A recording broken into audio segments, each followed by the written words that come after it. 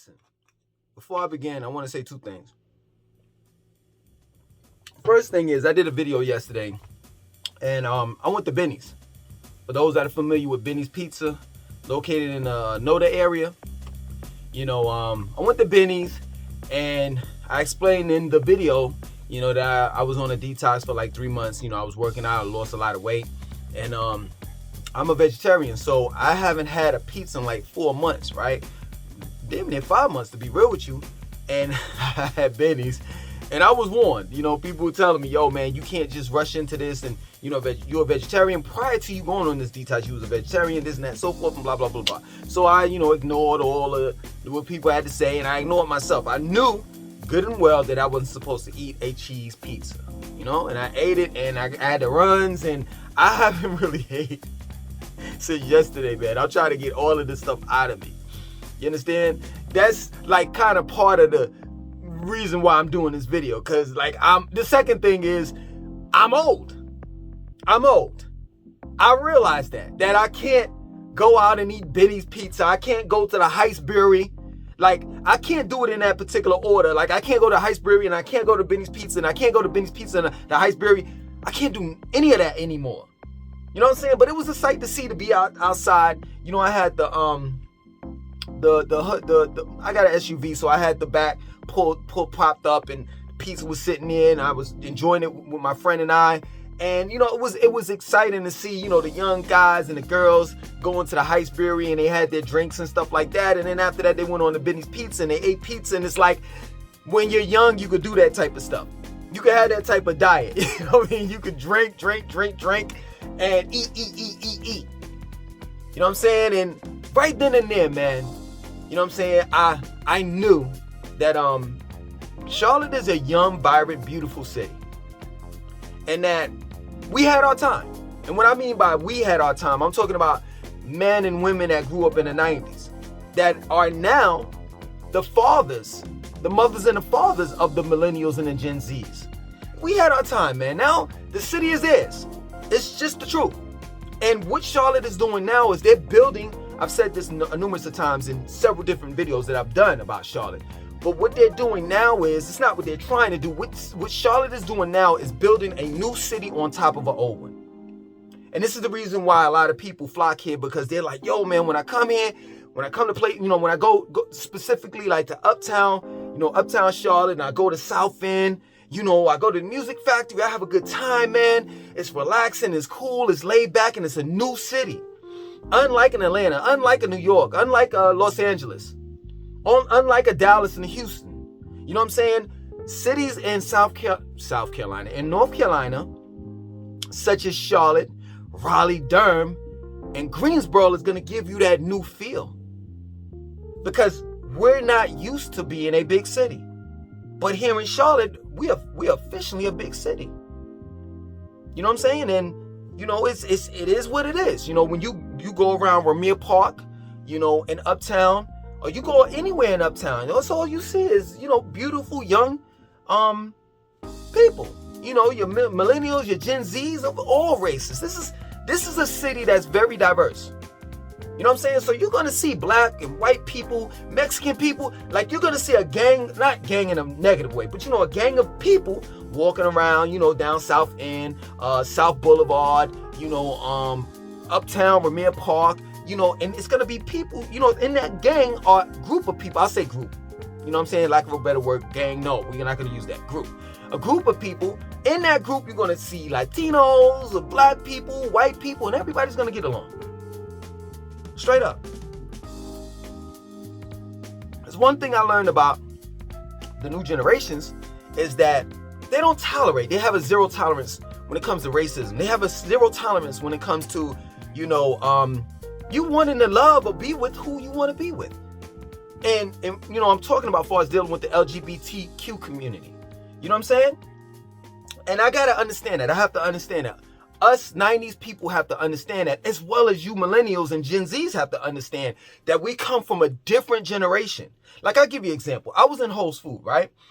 And I didn't know that in Whole Foods, a lot of the LGBTQ community goes there.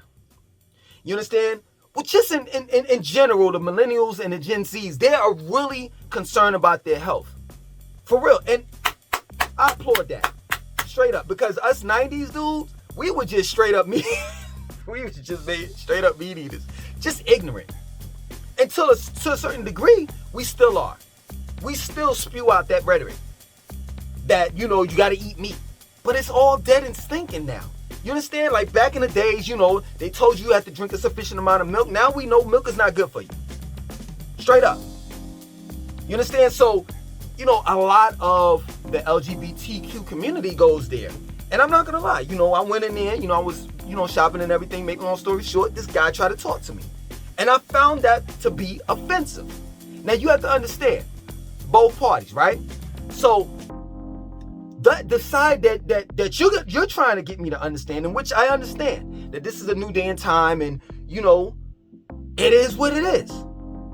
You're going to get talked to. And to a certain extent, there have been people to tell me that, you should take it as a compliment. You understand? I get it. I don't necessarily agree with it, but I get it. Now you have to understand my point of view, right? In our generation, we didn't come from that. No grown man came up to you and tried to talk to you. And if they did, it was a problem. And then also on top of it, you got to understand, like, I know my history. I know my past. You get it? You see this whole emasculation and men trying to talk to men in specific when other people outside of our race, black race that is, my black race that is, some of y'all are looking at y'all not black. So you got to understand the past. Like in slavery, I understand that was a past, but that still affects us till this day. You had a thing called bucking the slave, where the slave master bent the grown man over and did what he did in front of a crowd of people. In other words, we didn't have a choice back then. We were emasculated, and we, in a way where sexual favors were performed, we were forced to do that. There were sex plantations. So this is what goes in my mind when somebody tries to talk to me. You have to understand that. And for those that haven't done any type of research of what really happened on those slave quarters and that plantation, I suggest that you do it. And I know some of y'all will try to ignore it and say, oh, that was the past. If that's the case, then we need to forget about what happened to the small hats. I don't like talking like that. You understand? I don't like saying their names. If that's the case, then we need to forget about what happened at 9/11. So don't tell me that the past doesn't affect the present and the future, especially when it's not addressed.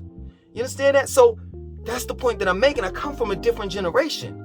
And you got to understand that. When I walk in the YMCA nowadays, I see white girls with fat asses, just like black girls. That wasn't how it was back in the days. Black women were chastised in the 90s. Oh, she's fat. That's how they looked at it. F-A-T, fat. Black men, we were always infatuated with the ass. And to a degree, it's crazy. White men were also infatuated with the ass, to the point where you look at Sarah Bartman, they paraded her around, in a circus that said she was some type of freak of nature. And let's not talk about what they did to her. White girls were infatuated with black women asses, they just didn't say it. If you look at the 1800s, they had that, y'all know what I'm talking about, the wires that came over the back, the derriere, and their dresses stuck out because they didn't have ass. So it's crazy to me to see white girls with asses, fat asses now. You know what I'm saying? It's crazy to me to see, white men with their hats turned back to the back or to the side like this, knowing that when in the 90s when we were doing it, this is what we first started doing it. We started this whole, trend. Back then we would call thugs, gangsters for wearing our hats to the side or to the back. You understand? It just amazes me, and I know that I'm out of the loop. I know that, I definitely need to, if anything, I definitely need to leave the United States and go to a third world country where they're years behind. Because I feel so out of place. You understand? I see all of these old folks and these politicians and everybody doing this. the fist bomb. But back in the days, we created that. It was called, we started off like this, boom, like this. It was dap, giving each other pound. And then we did this. It wasn't a fist bomb, it was black unity, black power. So you gotta look at it from my perspective. I'm understanding yours. And I want to bridge in the gap between the young and the old. Straight up, we have to understand as well as respect one another. But yeah, man, this is your city. This is your city. You could definitely have it. You understand? Because I feel out of place almost every day. Every day. And rightfully so. Rightfully so, because I didn't grow up like this. You understand? I didn't grow up with the cancel culture. Not the cancel culture, I'm sorry. The cancel culture. I didn't grow up with, the internet.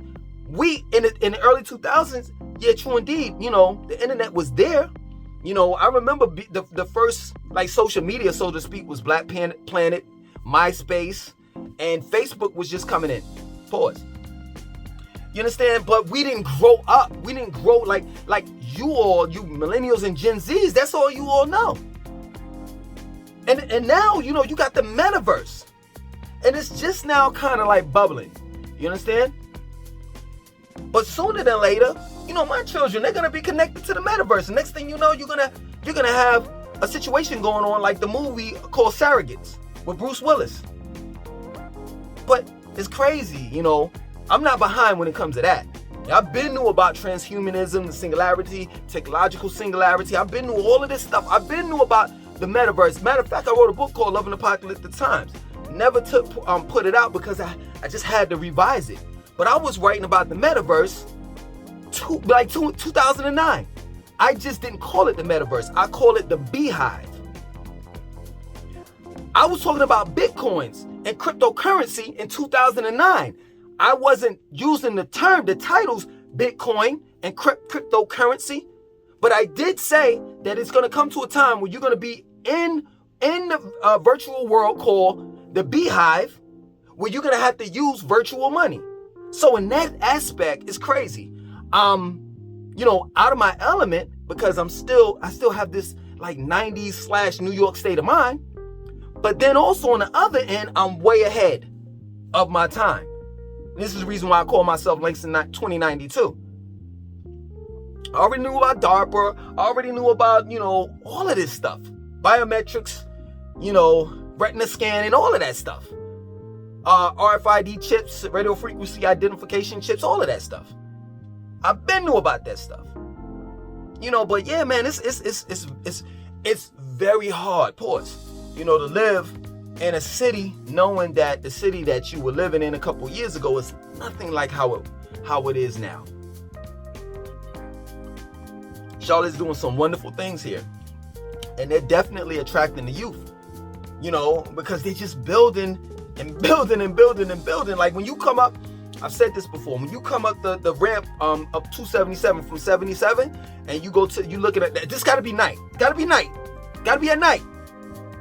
And you look on the left side, you see the Bank of America Stadium, the Honeywell building. I think it's 2 other Bank of America buildings that they own, that Bank of America owns. You see the Westin Hotel and some NASCAR and all of that. And then you look to the right. At one point in time, when you look to the right, all of that was South End. It was dark. It wasn't nothing over there, but now it's just lit. At one point in time in Charlotte, you couldn't party like Monday through Friday, but now you can find any and everything to do. It's just crazy, man. It's crazy, and it's crazy in a good way. I'm all about forward progress. And some things I may disagree with. You understand? But at the end of the day, I truly believe that we as human beings are trying to evolve into something better. Now, that something better may or may not be great. It may be the downfall of human beings. When you're talking about machine merging in, man merging in with machine. But this is where we're going. And it ain't no stopping it. You know what I'm saying? By 2025, they're talking about there'll be a robot. And it'll be normal for robots to be in your home. This computer Watson, he no longer reads binary code. It can comprehend and understand language. You know what I'm saying? There's artificial intelligence, and robots are now, starting to understand and have a conscience. And I don't mean to scare you all, but this is just the truth. If you don't believe anything that I say, just look it up, Google it. That's another thing. We ain't never had Google back in the days. We ain't never say Google it. You know what we had to do? In the 90s, we had to go to a library and look it up. Look it up, man. We had to go to a library. We had to go look it up in an encyclopedia. When you went over the average middle class house, you understand? They had a bookshelf. Wow, this is crazy. Now y'all are feeling me where I'm coming from, because that's how old I am. And in that bookshelf, they had books there. Physical books, hard copies. You understand? And there were encyclopedias. So when we had, let's say, for example, an essay or some type of, what is it? I forgot what they call it in college. It's been so long since I've been, you know what I'm saying? What is it? Dissertation or something like that? I forgot. So excuse me for my ignorance. But anyway, just writing an essay or something like that, we would go to the encyclopedias, the thesauruses and dictionaries and the etymology. I don't know if you're familiar with the etymology dictionary. I have one. Everyone should have one. You know what I'm saying? In our school, I wrote calligraphy. We were taught calligraphy. We were taught cursive, how to write in cursive. Some of y'all don't even know how to write in cursive, let alone y'all don't even know what cursive is. So this is a new day and time, and it's hard to adjust. And now I understand how my parents felt when we were coming up. And we had our gadgets and stuff like that. We had the CDs. We had the beepers and the cell phones. And I know y'all don't know what that is. But I'm just trying to get you all to understand that when you see a so-called old head such as myself, we're out of our element. We're living in a different day and time, and it's very difficult to adjust, especially when a grown-ass man is trying to talk to you. And you got to, figure it out. Okay, this is a new day and time. I can't, if you know what I mean. Because I'm not going to say it. I can't do that. I can't do that shit that I did in the 90s. For one, that's going to be a hate crime. And for two, it's not right. Let's talk it out. Let me let that know. Let me know that guy know that I'm just not interested. No disrespect, man. I'm just not interested. Now, if he proceeds to take it a little further, hey, it's always I can walk out of the store. In other words, there's always other options other than violence. It really is. So yeah, man, I've learned a lot from the youth.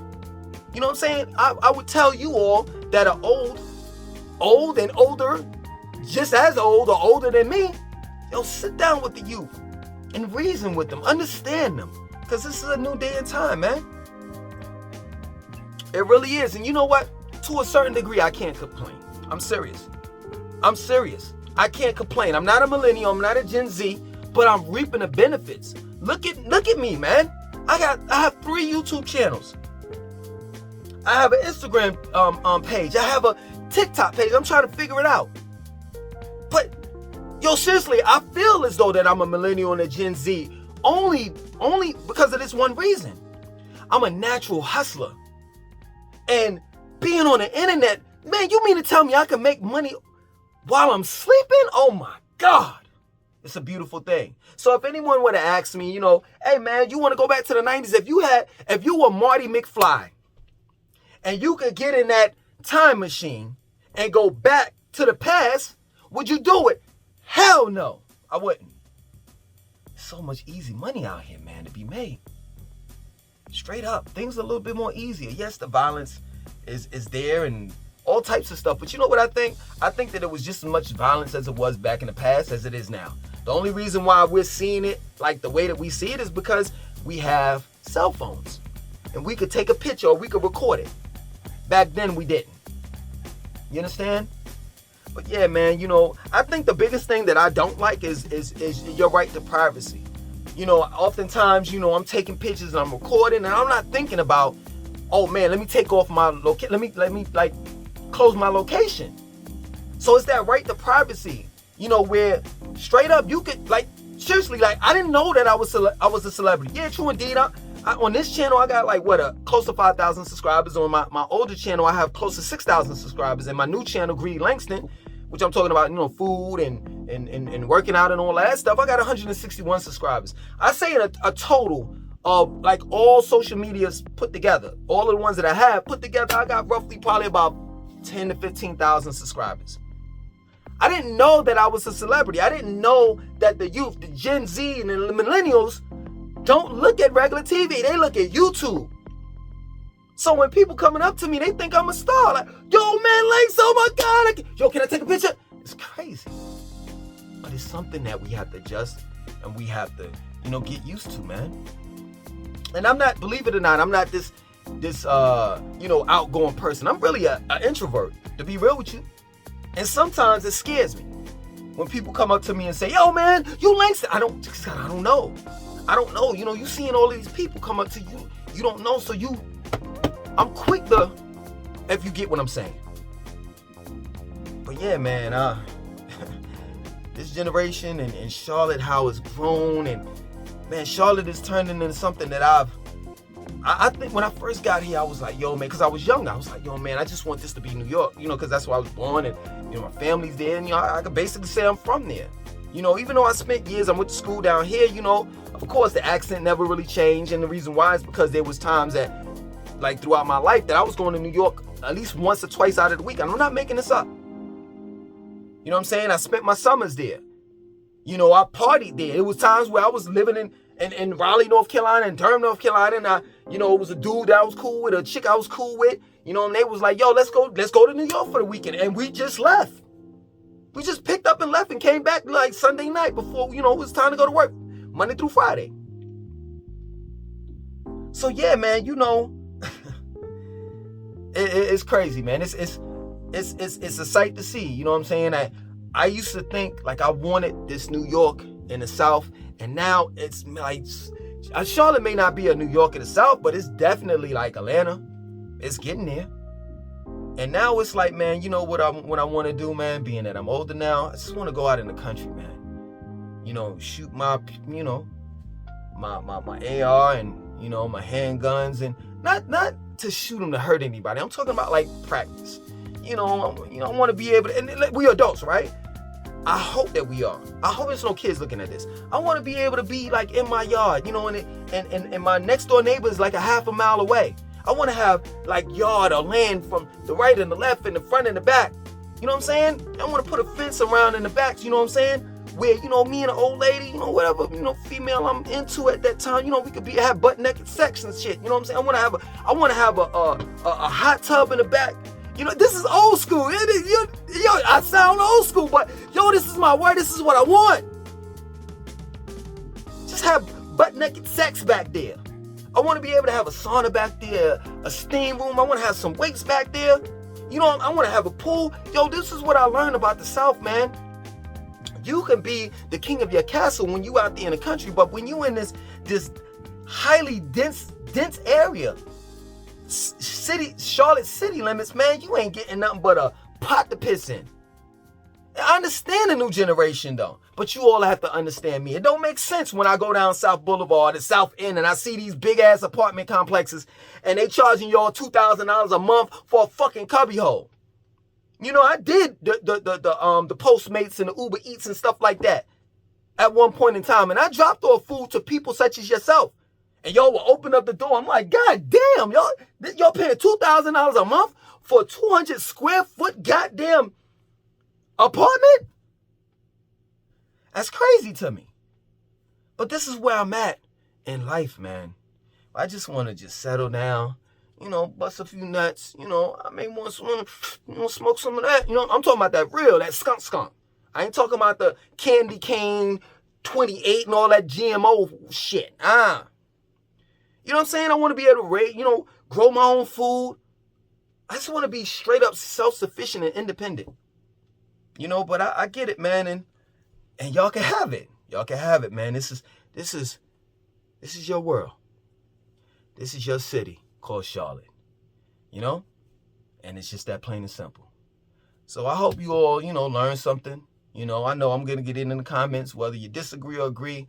But, hey, listen, this is how I think. And I'm never going to change how I think. And neither should you. Yes, true indeed, I'm going to understand. But I'm always going to be standing stern on my morals and principles.